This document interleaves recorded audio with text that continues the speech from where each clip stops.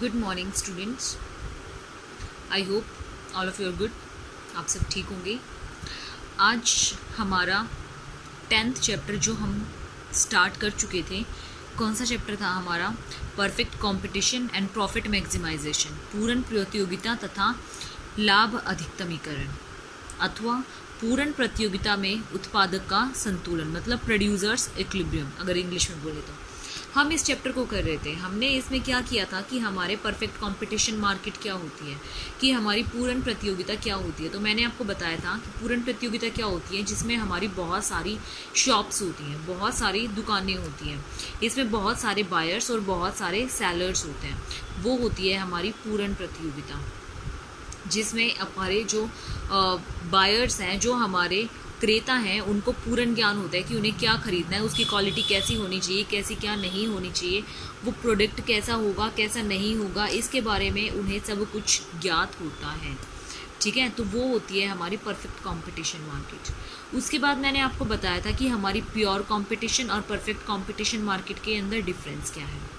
अब हमारा जो थर्ड टॉपिक है वो क्या है? प्रॉफिट मैक्सिमाइजेशन, जो आपके चैप्टर में नाम से ही पता लगता है, प्रॉफिट मैक्सिमाइजेशन। हिंदी में बोले तो लाभ अधिकतमीकरण।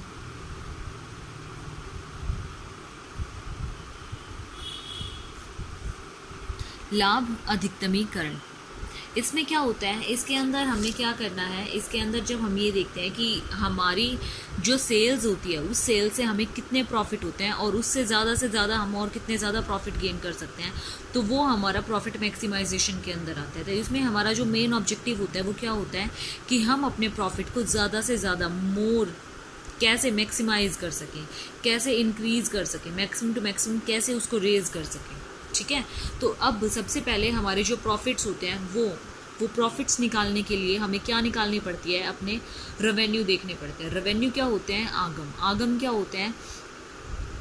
जब हम अपना प्रोडक्शन सोल्ड आउट करते हैं, व्हेन वी सोल्ड आउट और टोटल प्रोडक्शन टू कस्टमर, किसी भी कस्टमर को प्रोडक्ट को सोल्ड आउट करते हैं एंड रिसीव द पेमेंट, और उससे क्या पेमेंट लेते हैं, और उससे क्या लेते हैं? पेमेंट लेते हैं उसके बदले में। तो क्या होता है हमारे पास? ये जो पेमेंट आ रही है ना, इसको हम क्या बोलते हैं? इसको हम बोलते हैं रेवेन्यू। जब हम कोई भी सामान बेचते हैं और उसके बदले में कोई भी मूल्य हम प्राप्त करते हैं, कोई भी मनी हम एक्सेप्ट करते हैं, तो वो हमारी क्या होती है? रेवेन्यू होती है। ठीक है, तो ये तो था हमारा नॉर्मल रेवेन्यू वाला कॉन्सेप्ट। अब अगर हम देखें कि टोटल हमारा रेवेन्यू क्या होता है, तो वो आप रेवेन्यू वाले चैप्टर में ऑलरेडी पढ़ चुके हो कि आपका टोटल रेवेन्यू क्या होगा। पढ़ चुके हो ना कि टोटल रेवेन्यू आपका क्या होगा। जब आप अपने टोटल प्रोडक्शन को सोल्ड आउट करते हो, तो उससे जो आपको टोटल मनी गेन होता है, टोटल मनी मिलता है, तो वो आपका क्या होता है? वो आपका टोटल रेवेन्यू होता है। ठीक है, अब सपोज मतलब मान लो कि आपने जो है 100 कॉपीज़ बनाई, और वो 100 कॉपी जो थी वो कितने में बिकी आपकी? वो आपकी सोल्ड आउट हुई 2000 रुपीज़ में कॉपीज़ थी, एंड मनी जो मिली आपको वो मिली 2000 रुपये। ठीक है, तो क्या आपकी सारा का सारा ये प्रॉफिट होगा? नहीं होगा ना प्रॉफिट। आपने जो रॉ मटेरियल परचेज़ किया होगा उसकी भी तो कॉस्ट इसमें इंक्लूड होगी ना। सपोज़ करो वो आपकी जो कॉस्ट है वो कितनी है? 80 रुपीज़ है। ठीक है, तो 100 कॉपीज़ की कितनी हो जाएगी? 1 कॉपी की 80 रुपीज़ है, तो 100 की कितनी हो जाएगी? एक आपने जो कॉपी सोल्ड आउट की है उसमें जो 100 कॉपीज़ में आपकी जो कॉस्ट है वो आपकी कितनी? 8 रुपये पर कॉस्ट, सॉरी 8 रुपीज़। 8 रुपी जो है वो आपकी पर कॉपी के अंदर आपने जो रॉ मटेरियल ख़रीदा उसको बनाने का खर्चा आया, वो सारे एक्सपेंसेस हमारे जोड़ के 8 रुपये लग रहे हैं। तो इसमें आपको प्रॉफिट कितना हुआ? ये देखो हमारे पास एक कॉपी कितने की पड़ी होगी? आपके पास एक कॉपी आपकी 20 की है, 1 कॉपी 20 की। ठीक है, उसमें से 8 रुपये आपकी कॉस्ट है, तो मतलब क्या हुआ? 20 माइनस 8, 12 क्या हुआ? ये आपका प्रॉफिट हुआ। ठीक है, या फिर आप ये लगा लीजिए कि ये वाली जो हुई ये आपकी क्या हुई? कॉस्ट ऑफ प्रोडक्शन हुई।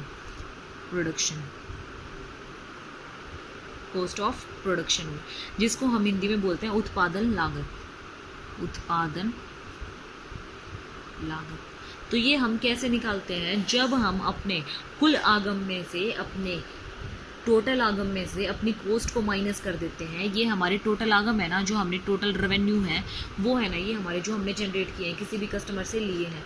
तो जब हम अपने टोटल रेवेन्यू में से कॉस्ट ऑफ प्रोडक्शन को माइनस कर देते हैं तो हमारे पास क्या आती है, प्रॉफिट आते हैं। ठीक है, क्या आते हैं, प्रॉफिट्स। तो प्रॉफिट्स फाइंड आउट करने का फॉर्मूला क्या होता है आपके पास, total revenue minus cost of production या फिर टोटल कॉस्ट। ठीक है, या फिर टोटल कॉस्ट। ये तो था प्रॉफिट का। जब आपके प्रॉफिट्स माइनस में आए, मतलब टोटल कॉस्ट ज़्यादा हो जाए, तो वो आपका क्या बन जाएगा, लॉस बन जाएगा। मतलब टोटल कॉस्ट में से जब आप टोटल रेवेन्यू को माइनस करोगे तो वो आपका क्या बन जाएगा, लॉस बन जाएगा। ठीक है, ये आ गए हमारे टोटल रेवेन्यू और टोटल कॉस्ट से हमारे प्रॉफिट्स और हमारे लॉसेस। ठीक है, उसके बाद अब हम अगर इसकी डेफिनेशन देखें तो डेफिनेशन हमारी क्या होगी कि एक उत्पादक उस समय संतुलन में होगा जब उसके प्रॉफिट जो होंगे वो हाई होंगे। अब producer is in equilibrium, producer कब इक्विलिब्रियम में होगा, अब producer is in equilibrium when his profits are maximum, जब उसके प्रॉफिट्स मैक्सिमम होंगे, when he maximises his profits, जब वो अपने प्रॉफिट्स को मैक्सिमाइज करेगा या फिर जब उसके प्रॉफिट्स मैक्सिमाइज होंगे। ठीक है, तो वो उस समय क्या होगा, हमारे पास प्रोड्यूसर इक्विलिब्रियम में होगा। ठीक है, मतलब जहाँ उसको प्रॉफिट ही प्रॉफिट हो रहा होगा या फिर वो प्रॉफिट ही प्रॉफिट अपने कमा रहा होगा। ठीक है, अब अगला टॉपिक है हमारे पास प्रोड्यूसर इक्विलिब्रियम।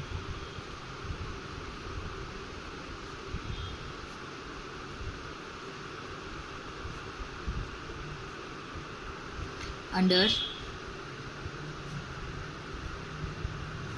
Perfect competition.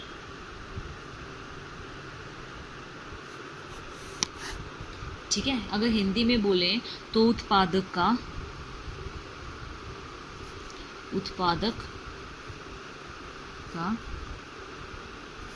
संतुलन। ठीक है, कौन कौन से पीरियड में, दो सिचुएशंस में होगा, एक तो शॉर्ट पीरियड में और एक लॉन्ग पीरियड में।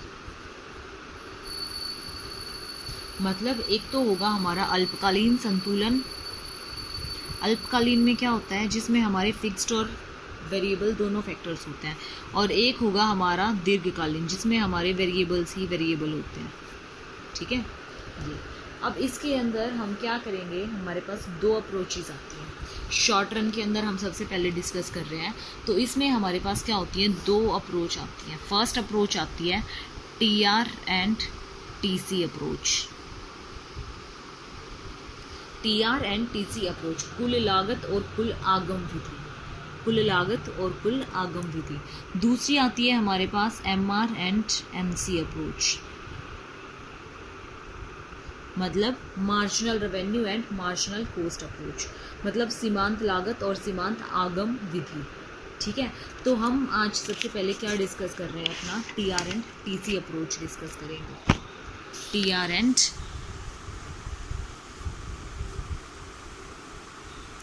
TC अप्रोच मतलब total revenue and total cost approach. इसमें हम सबसे पहले हमारे दो कॉन्सेप्ट हम डिस्कस करेंगे TR एंड TC अप्रोच के अंदर। फर्स्ट कॉन्सेप्ट होगा हमारा प्रॉफिट मैक्सिमम,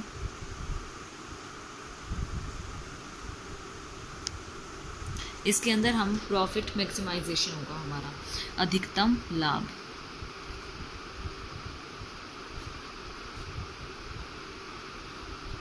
और दूसरा होगा हमारा मिनिमम लॉस।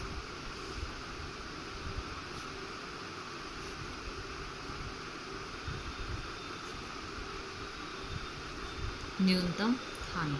ठीक है, तो अब हम सबसे पहले अपना फर्स्ट पॉइंट डिस्कस करते हैं, अधिकतम लाभ।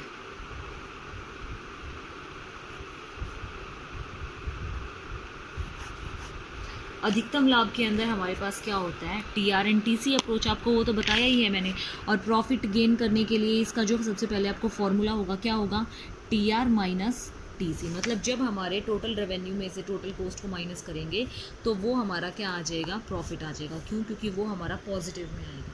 ठीक है, प्रॉफिट मैक्सिमम होते क्या है? प्रॉफिट मैक्सिमम उस टाइम होता है जब हमारी फर्म को प्रॉफिट्स ही प्रॉफिट्स हो रहे हो, मतलब जब हम अपने टोटल रेवेन्यू में से टोटल कॉस्ट को माइनस करें और हमारे पास क्या आए? प्रॉफिट्स आए, तो वो हमारे होते हैं प्रॉफिट मैक्सिमम। प्रॉफिट उसको कैसे बनाया जा सकता है? आप ये देखो,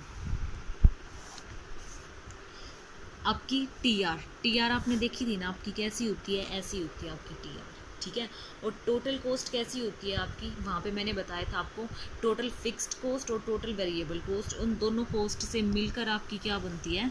टोटल कॉस्ट। इसको थोड़ा सा लंबा कर लो, क्या बनती है आपकी? टोटल कॉस्ट, ठीक है। तो ये आपकी हुई टोटल रेवेन्यू, ये आपकी हुई टोटल कॉस्ट। ये पॉइंट मैंने मान लिया ए पॉइंट, ये पॉइंट मैंने मान लिया आपका बी पॉइंट, ठीक है। यहाँ पे आपकी M1, यहाँ पे आपकी M2, और ये जहाँ पे सबसे ज़्यादा गैप है वो आपका पॉइंट होगा C और D पॉइंट, और उसको नीचे तक आप लेकर आओगे तो वो होगा आपका M पॉइंट, ठीक है। अब देखो इसके अंदर, अब ध्यान से देखना स्टूडेंट्स,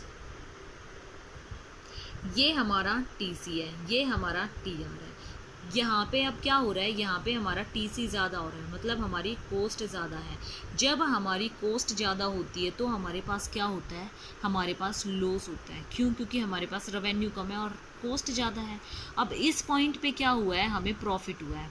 इस पॉइंट पे हमें क्या हुआ है? प्रॉफिट हुआ है। क्यों? क्योंकि हमारे पास हमारे कॉस्ट और हमारे रेवेन्यू जो है वो इक्वल हैं। तो इसको हम क्या बोलते हैं? इसको हम ब्रेक इवन पॉइंट बोलते हैं, ब्रेक इवन पॉइंट। ये वाला पॉइंट अगर इसको डिफाइन करने के लिए बोला जाए तो इस यहाँ पे जो होते हैं हमारे कॉस्ट और रेवेन्यू इक्वल होते हैं, no profit and no loss situation होती है। यहाँ कौन सी सिचुएशन होती है हमारे पास? No profit and no loss situation. इसको हम क्या बोलते हैं? Break even point. अगर हिंदी में बोलें तो सम विच्छेद बिंदु,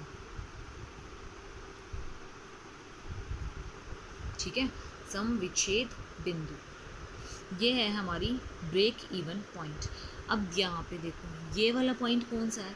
प्रॉफिट्स हमारे यहाँ भी हो रहे हैं, प्रॉफिट्स हमारे यहाँ भी हो रहे हैं, लेकिन हमारे पास क्या है? ये इसको लंबा करेंगे तो यहाँ पे हमारे पास क्या आएगा? यहाँ से आप करते दे चलो, और यहाँ पे आपके प्रॉफिट्स क्या होंगे? मैक्सिमम होंगे, और फिर यहाँ से क्या हो जाएंगे?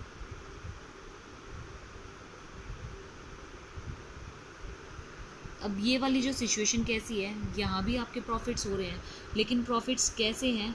वो आपके प्रॉफिट्स कम हैं, मतलब इतने ही प्रॉफिट हैं कि आपके पास आप कोई भी कॉस्ट उसमें जनरेट नहीं कर रहे हो, मतलब आप उसमें कोई भी घाटा नहीं खा रहे हो, सिर्फ इतने ही प्रॉफिट्स हैं, ठीक है, नॉमिनल से। अब सबसे ज़्यादा प्रॉफिट्स हमारे मैक्सिमम प्रॉफिट जो होते हैं वो कौन से पॉइंट पे हैं? हमारे C और हमारे D पॉइंट पे हैं। C और D पॉइंट पे हमारी कैसी सिचुएशन है? C और D पॉइंट पे हमारी मैक्सिमम प्रॉफिट वाली सिचुएशन है स्टूडेंट्स, ठीक है। ये हमारे आपके 3 पार्ट्स में डिवाइड हो जाता है। फर्स्ट पार्ट है हमारे पास जब हमारी कॉस्ट ज़्यादा होती है और हमारे रेवेन्यू कम होते हैं। दूसरी सिचुएशन है हमारे पास हमारी जब TR और TC हमारे इक्वल होते हैं, जिसको हम ब्रेक इवन पॉइंट बोलते हैं, ठीक है। तीसरी सिचुएशन है हमारे पास जब हमारे टोटल रेवेन्यू हमारी टोटल कॉस्ट से ज़्यादा होते हैं, मतलब ये वाली सिचुएशन, ठीक है।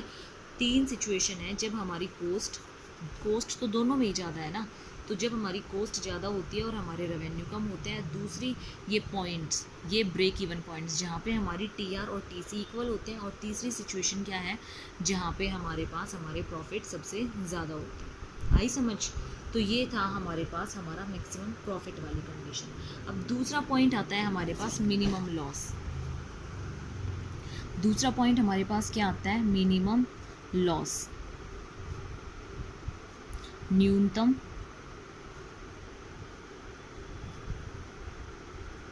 हानि।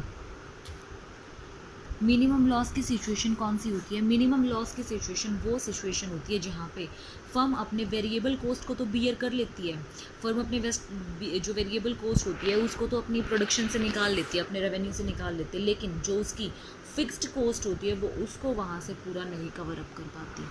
जैसे ये है आपकी टोटल रेवेन्यू, आपको पता है, आपने अभी देखा था, और ये है आपकी टोटल वेरिएबल कॉस्ट, ऐसे टच होती हुई जा रही है, और ये है आपकी टोटल कोस्ट, ये गैप इक्वल है,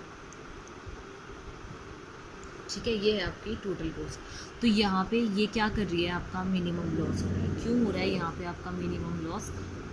मिनिमम लॉस यहाँ पे इसलिए हो रहा है क्योंकि यहाँ पे आपका टीआर जो है वो आपके टीवीसी से टच हो रहा है। यहाँ पे हमारी वेरिएबल कोस्ट ज़्यादा है, लेकिन इस पॉइंट पे हमारी जो कोस्ट है वो बिल्कुल इक्वल हो जाती है। वो कोस्ट बिल्कुल इक्वल होकर हमारे पास क्या आ जाती है, मिनिमम लॉस आ जाता है। ये वाली सिचुएशन क्यों आती है मिनिमम लॉस? क्योंकि यहाँ पे हमारे पास जो हमारे वेरिएबल फैक्टर्स हैं, वेरिएबल फैक्टर्स कौन से होते हैं, जो हमारे रॉ मटेरियल के होते हैं, हमारे ये सब कुछ होता है ना, ये हमारी वेरिएबल कोस्ट होती है। तो जो वेरिएबल कोस्ट है यहाँ पे वो टोटल रेवेन्यू से हम कवर कर रहे हैं, लेकिन जो हमारी टोटल को फिक्स्ड कोस्ट है, टोटल फिक्स्ड कोस्ट कौन सी होती है, हमारे रेंट वगैरह जो होते हैं ये होते हैं हमारे फिक्स्ड कोस्ट। उन फिक्स्ड कोस्ट को कंपनी या फिर फर्म अपने टोटल रेवेन्यू से नहीं निकाल पा रही है, और वो जो खर्चे होते हैं वो बहुत कम खर्चे होते हैं, बहुत छोटे खर्चे होते हैं।